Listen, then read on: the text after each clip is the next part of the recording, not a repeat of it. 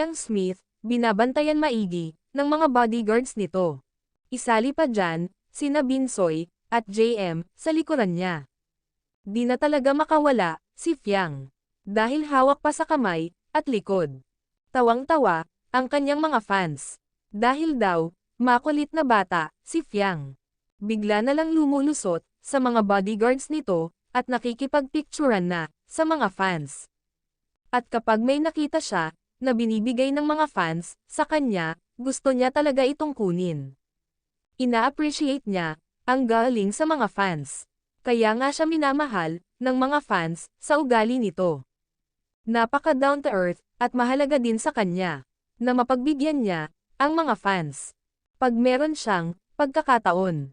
Pero alerto na, ang mga bodyguards nito. Kasi nakikita nila, gaano kaliksing lumusot, si Fiang, sa kanila. At andin na nakipagyakapan, sa mga fans nito. Kabait na bata talaga, itong si Fiang Smith. Bahala na siya mapag-alitan, basta ma-entertain niya, ang mga fans.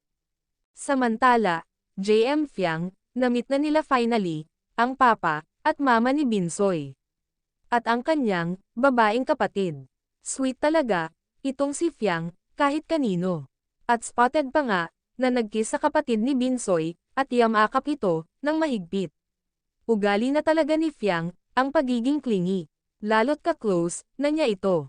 Wala siyang pinipili, walang script, pati ang galawan nila, ni JM di po yan scripted, gaya ng pinapakalat, ng mga bashers.